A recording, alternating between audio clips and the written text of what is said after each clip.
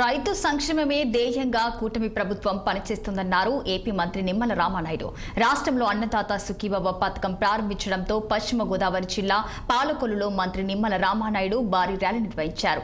రైతుల ఖాతాలోకి సొమ్ము జమైన సందర్భంగా 100 ట్రాక్టర్లతో ర్యాలీ చేశారు. ఇక అనంతరం పాలకొల్లు వ్యవసాయ మార్కెట్ యాడ్ కమిటీ ఆవరణలో ఏర్పాటు చేసిన రైతు సదస్సుకు మంత్రి హాజరయ్యారు. సూపర్ 6 పథకాల అమల్లో భాగంగా అన్నదాత సుఖీభవ స్కీమ్ ప్రారంభించినట్లు నిమ్మల రామానాయుడు తెలిపారు. పథకం అమలు కావడంతో రైతులు కళ్లల్లో ఆనందం కనిపించిందన్నారు.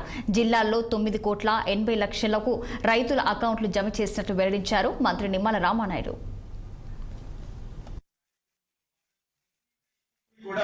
20,000 రూపాయల పెట్టుబడి సాయంగా కేంద్ర ప్రభుత్వంతో కలిసి అన్నదాత సుఖీభవ కార్యక్రమాన్ని అమలు చేస్తామనేటువంటి మేనిఫెస్టోలో ఇచ్చిన కార్యక్రమంలో భాగంగా ఈరోజు 2,000 రూపాయలు కేంద్ర ప్రభుత్వం, 5,000 రూపాయలు రాష్ట్ర ప్రభుత్వం, 7,000 రూపాయలు వీళ్ళ ప్రభుత్వం నుంచి ఈరోజు రైతాంగానికి సంబంధించినటువంటి అకౌంట్లో జమ చేస్తున్నామనే విషయాన్ని ముందుగా మీ అందరికీ కూడా తెలియజేసుకుంటూ ఉన్నాం.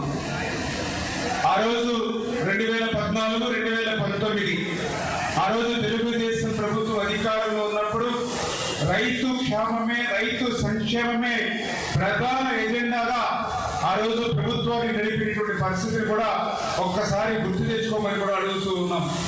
ఎందుకంటే ఆ రోజు మీరందరూ కూడా చూస్తారు, 50% సబ్సిడీతో రైతు రథాలు ట్రాక్టర్లు కానీ, కిష్మి ట్రాక్టర్లు కానీ, ఆయిల్ ఇంజిన్లు కానీ, వరి కోత యంత్రాలు కానీ, వరి నూర్పుడి యంత్రాలు కానీ, వరి నాట్లు వేసేటువంటి యంత్రాలు కానీ, ఇట్లా 5 సంవత్సరాల్లో ఆ రోజు 14, 19లో ఆ రోజు 50% సబ్సిడీతో ఆ రోజు వ్యవసాయ యాంత్రీకరణలో మీ అందరికీ కూడా పరికరాలు ఇచ్చినటువంటి పరిస్థితి.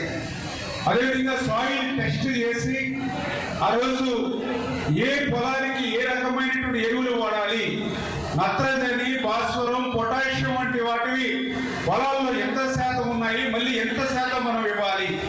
అదేవిధంగా మైక్రో న్యూట్రియంట్స్ అంటే బొరాను, మెగ్నీషియం, జింకు లాంటివి కూడా ఆ యొక్క పొలాల్లో ఎంత శాతం ఉంది, ఇంకా ఎంత శాతం వాడాలనేటువంటి సాయిల్ హెల్త్ కార్డులు కూడా ఆ రోజు ఇచ్చి వ్యవసాయాన్ని ఒక లాభసాటిగా ఆ రోజు 14, 19లో తెలుగుదేశం ప్రభుత్వం చంద్రబాబు నాయుడు గారు చేసినటువంటి పరిస్థితి ఆ రోజు మనందరం కూడా చూసాం. కాంగ్రెస్ ప్రభుత్వం హయాం